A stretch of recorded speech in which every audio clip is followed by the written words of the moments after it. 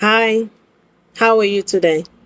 Trust you're well and holding on, staying safe, firm in the Lord. Remember, God will not leave you nor forsake you. His words are binding. He will not leave nor forsake you. And He will perfect all that concerns you. There's this question I would like us to ask ourselves and answer it honestly today. It's a question that came to mind whilst I was doing my devotion, and I thought, you know what, let me put it out there. Let's ask ourselves these questions and honestly answer them or answer it. How do you feel when you get a no, a rejection? How do you feel? How does it make you feel? I'm sure none of us like that. We always want to get a yes, yes, yes, whether it's to advantage or not. Sometimes we just want yes, because why I said whether it's to advantage or not, because sometimes we don't even know whether that thing will benefit us because we're looking at it from the eyes of man rather than the eyes of God. So we just want to hear yes. When we hear no, how do you feel? When you've you've put your trust in someone. And that's why God says we should not put our trust in man, but in Him, because man will fail you, but God will never fail you. You might not get the answer that you are expecting. That does not mean that God has failed.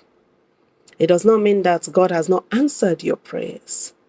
It simply means that God have given you, at that point, what you need. The best answer to your situation at that point in time, that's what you get. Don't forget that God sees everything. He knows everything. He knows that that thing you're asking might not favor you in the long run. That thing you're asking for might not be to your advantage. But little do we know.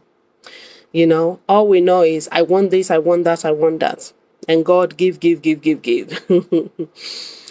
If only God will open our eyes to see that some of the things we're asking for will actually lead to our downfall or our end.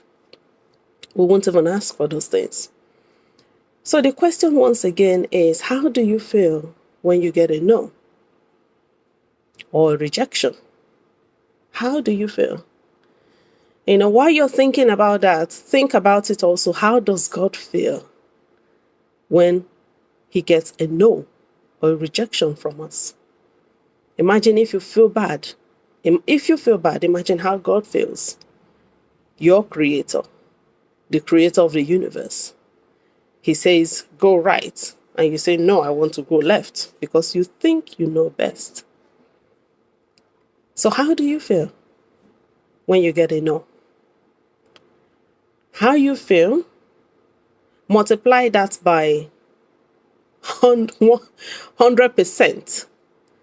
Then you know how God feels when we reject Him. When He calls and we don't answer.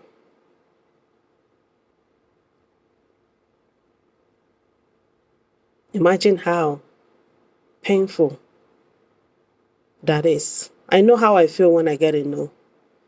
Especially when I so desire that thing and it's not forthcoming. For some time I was miserable, I was angry, I was bitter, I was just anything, everything, anything you can think of. Until I truly, truly, truly know God for myself. Just because you go to church every Sunday does not mean that you actually know God. Do you actually know God for yourself? Do you have a relationship with God? Because that matters. That differentiates a follower of Christ and a church goer. So do you have a relationship with God? Because if you don't, imagine how God feels each time that altar call is made and you don't answer to it. Each time you get an opportunity to say, Lord, I surrender. He owns everything. But he has given us that will, that free will to surrender it to him. And that is one thing that I love God so much for. He's not forceful. He will not force you. He will tell you, he said, well,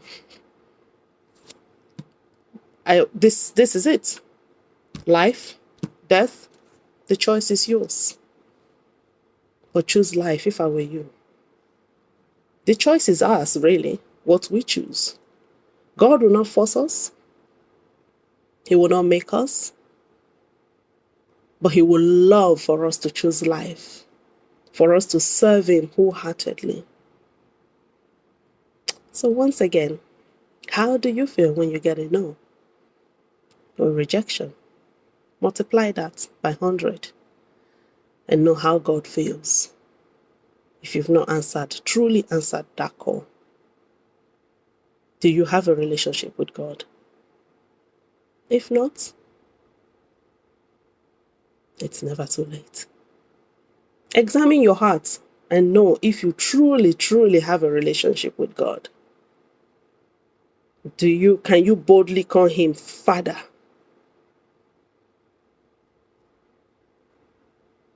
It's never too late. You can do it now. You can just invite him to come into your life, surrender everything to him, and make him your Lord and Savior. That's it. It's as simple as that. Just say, Father, Lord, please forgive me. I surrender all to you, and I make you my Lord and Savior. Simple. It says, with the heart, you believe, and with your mouth, you confess. God bless you. Bye for now.